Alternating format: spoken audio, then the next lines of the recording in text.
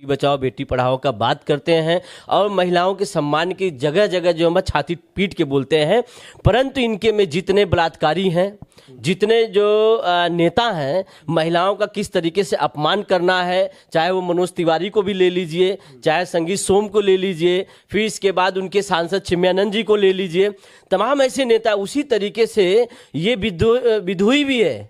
ये तो दिनेश दानिश अली को जब संसद में गाली दिया था तब सुने थे कि नहीं, जब ये सांसद था उस समय।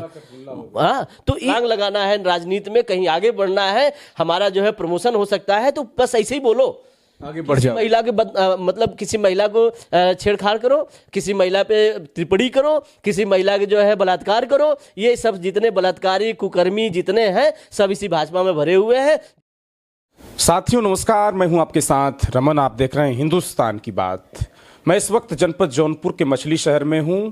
सवाल इस बात का है कि जिस तरह से भारतीय जनता पार्टी के पूर्व सांसद और कालकाजी सीट के उम्मीदवार वहीं रमेश बिधूड़ी का बयान लगातार सोशल मीडिया पर वो वायरल होता रहता है। उन्होंने कल कहा कि प्रियंका गांधी की गालों जैसा रोड बनवा देंगे। तमाम बातों को लेकर वो चर्चा कर रहे हैं, हालांकि कहीं न कहीं राजनीति और लोकतंत्र के खिलाफ है। मैं बातचीत करूंगा इस पर समाजवादी पार्टी के वरिष्ठ नेता और पूरे एमएलसी प्रत्याशी डॉक्टर मनोज से। बहुत स्वागत सर बातचीत करने। बहुत बहुत धन्यवाद रमन। जिस तरह से सर रमेश बिधूड़ी जी का यह बयान आ रहा है कि प्रियंका गांधी के गालू जैसा रोड बनवा देंगे, तमाम चीजों को लेकर चर्चा है। उनके बयान एक बार फिर आए थे और इस तरह के बयान अगर भारतीय जनता पार्टी के पॉलिटिकल नेता दे रहे हैं तो इस बात को लेकर क्या कहेंगे? देखिए रमन जी, मैं तो यही कहना चाहूँगा कि बीजेपी में जितने नेता हैं उनके शीर्ष नेता से ही देख लीजिएगा उनके किस तरीके से बदज़बानी की बात करते हैं। इनके में केवल महिला का नाम है कि मैं सम्मान करता हूँ, बेटी बचाओ बेटी पढ़ाओ का बात करते हैं और महिलाओं के सम्मान की जगह जगह जो हम छाती पीट के बोलते हैं, परंतु इनके में जितने बलात्कारी हैं, जितने जो नेता हैं, महिलाओं का किस तरीके से अपमान करना है, चाहे वो मनोज तिवारी को भी ले लीजिए, चाहे संगीत सोम को ले लीजिए, फिर इसके बाद उनके सांसद चिन्मयानंद जी को ले लीजिए, तमाम ऐसे नेता उसी तरीके से ये विधुई भी है। ये तो दिनेश दानिश अली को जब संसद में गाली दिया था तब सुने थे कि नहीं, जब ये सांसद था उस समय। हाँ, तो नहीं, और भी बड़ी बहुत गंदी जबान बोला था।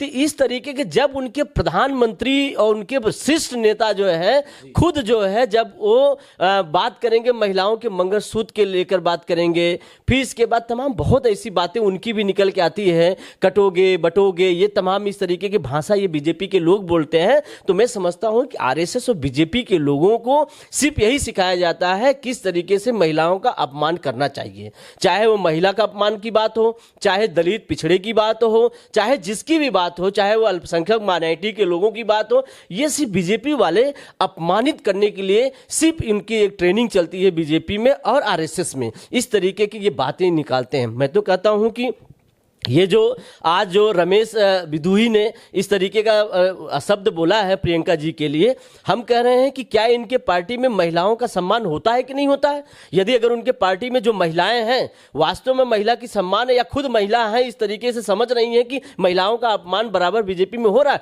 उन लोगों को सबको त्याग पत्र देना चाहिए बीजेपी से। बीजेपी में किस तरीके के घटिया सम्मानसिकता के लोग हैं, इस तरीके से घटिया बात बोल रहे हैं कि प्रियंका जी की तरफ बोल रहे हैं। अरे हेमा मालिनी का आपने उदाहरण दे रहे हैं, तो हेमा मालिनी को किसने बोला था?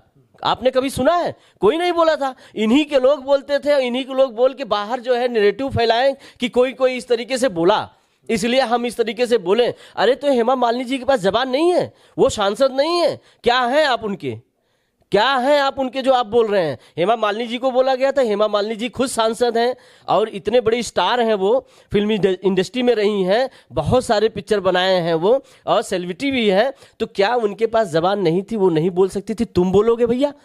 और तुम्हारे पता नहीं किस तरीके से बीजेपी में इस तरीके के नेता लोग हैं, कार्यकर्ता लोग हैं, कितनी बदतमीजी से बात करते हैं। एक दूसरे महिलाओं का सम्मान करना चाहिए और इस तरीके से महिला को अपमानित किया जा रहा है कि सड़कों को इस तरीके से बना देंगे, वो मेरे शब्द मुंह से नहीं निकल सकता। ऐसे घटिया आदमियों को तुरंत जो है पार्टी से बाहर कर देना चाहिए और इनके ऊपर जो भी सजा लगे इनके ऊपर मुकदमा करके इनको जेल भेज देना चाहिए। हाँ, प्रियंका गांधी बड़ी नेता है, उनके गालों को वर्णन कर रहे हैं, तमाम बातों को लेकर चर्चा है इसमें सोशल मीडिया पर। नहीं, बिल्कुल है। अगर आप ये मानसिकता दर्शाता ना कि किस मानसिकता के हो आप। अगर इस तरीके का अगर एक महिला के चरित्र की बात में अगर बात करोगे तो इसका मतलब तुम्हारा चरित्र सही नहीं है। तुम किस तरीके से वहां पे प्रेजेंट करने जा रहे हो संसद में, विधानसभा में, और फिर इसके बाद दिल्ली जैसे सेंसिटिव प्लेस पे तुम लड़ने जा रहे हो कालिका जी के विधानसभा में। तो आप ये जान लीजिए कि वहां पे सब बुद्धिमान लोग हैं, सेंसिटिव लोग हैं। वहां की महिलाओं का अगर तुम इस तरीके से, प्रियंका जी को ही नहीं बोला तुमने ऐसा बोल दिया कि वहां के हर महिलाओं को तुमने बोल दिया, पूरे देश की महिलाओं को बोल दिया। बीजेपी वाले केवल कहते हैं कि महिलाओं का सम्मान करते हैं, ये कौन सा सम्मान है? इस तरीके के ये दिमाग में जो होता है रमन जी ना, ये भरा हुआ जो गंदा विचार है ना, वो निकल के सामने आता है। रमेश भित्रोड़ी जी क्या समझे, चरित्र का गंदा समझें किसी के गाल का वर्णन कर देना बड़ी पॉलिटिकल नेता का? चरित्रहीन व्यक्ति को चरित्रहीनता नहीं समझेंगे, फिर क्या समझेंगे आप रमन जी?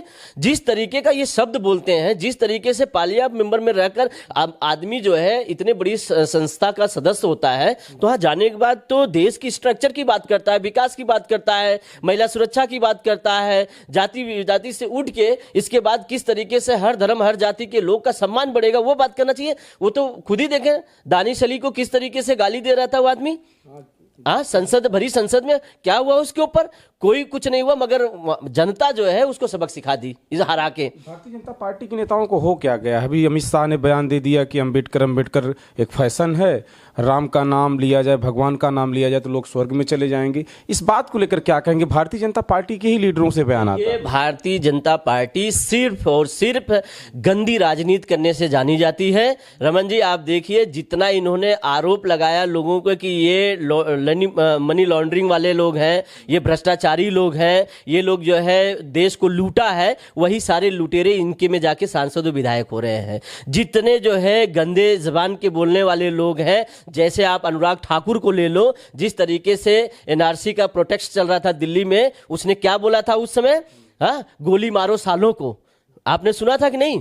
गोली मारो सालों को, उसको जो है बैठा के और मंत्री भी बना दिया और सांसद भी बना दिया। तो ये बीजेपी का कैरेक्टर आपको नहीं दिख रहा है कि किस तरीके का चरित्र है इन लोगों का? ये कैसे महिलाओं को अपमानित करते हैं। और यही जो है, चाहे हमारे उत्तर प्रदेश का खास करके ले लीजिए, किस तरीके से दलित बच्चियों के साथ उत्पीड़न हुआ और क्या उनको न्याय मिला? ये बीजेपी वाले कुल कहते रह गए और न्याय आज तक नहीं मिला। 4 साल बीत गया जो है, हाथरस की बेटी का जो है आज भी नहीं न्याय मिला। तो हम ये जानते हैं कि केवल बीजेपी नैरेटिव से यहाँ पे फैलाती है और फिर धर्म की राजनीति करती है, धर्म पे राजनीति करके जो है लोगों में बांटती है, और बांट के माइनॉरिटी, पिछड़े, दलित, अल्पसंख्यक और आदिवासी और आदि आबादी महिलाओं को किस तरीके से बेइज्जत अपमानित करना चाहिए, वो सारा क्रूरंच ये लोग रचते रहते। और इनके नेता जो बीजेपी में चले जाते हैं, वो भी गंदे विचार के व्यक्ति लोग भाषण जब देने लगेंगे तो उनको इतने मतलब कि मजा आता है उसमें इस तरीके की बात करने का। नहीं, मेरा मुख्यमंत्री बोला,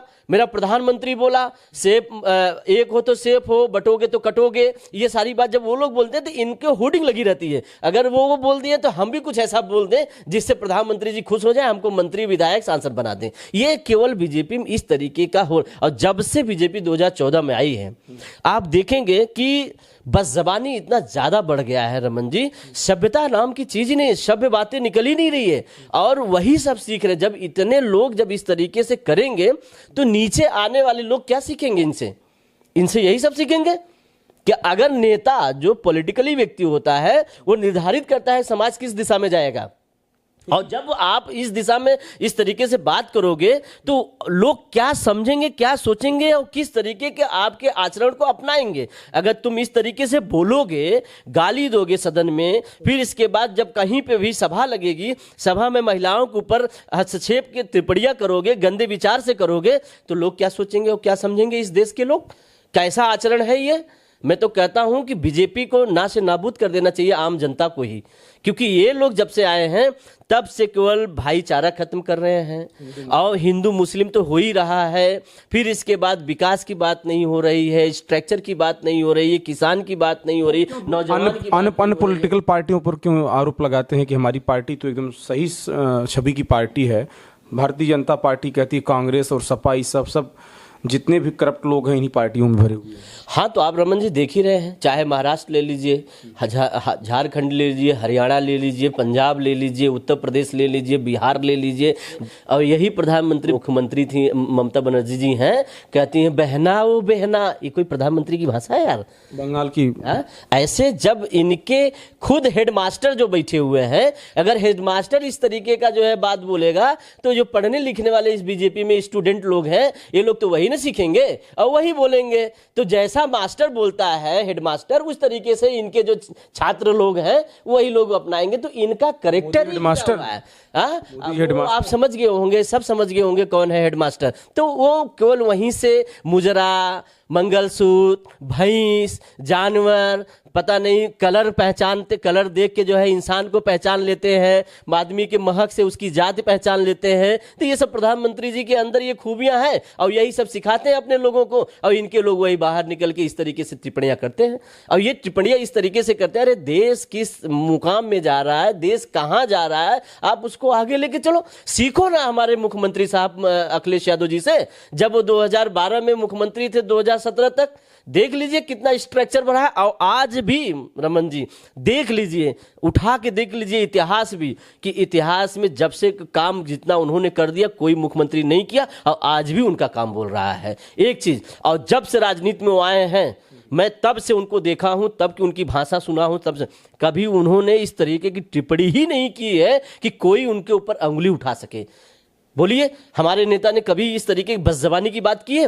मगर मोदी जैसे प्रधानमंत्री हो जाते हैं, 4-4 बार के मुख्यमंत्री रहे, तीसरी बार प्रधानमंत्री हो गए, और इस तरीके के अशब्द भाषा बोल रहे हैं, तो ये लोग वैसे ही बोलेंगे ना। वो लोग जानते हैं कि मेरा नेता इसी तरीके का भाषा पसंद करता है, इसलिए मुझे अगर प्रोग्रेस करना है, मुझे मतलब छलांग लगाना है राजनीति में, कहीं आगे बढ़ना है, हमारा जो है प्रमोशन हो सकता है, तो बस ऐसे ही बोलो, आगे बढ़ जाओ। महिला के मतलब किसी महिला को छेड़छाड़ करो, किसी महिला पे टिप्पणी करो, किसी महिला के जो है बलात्कार करो।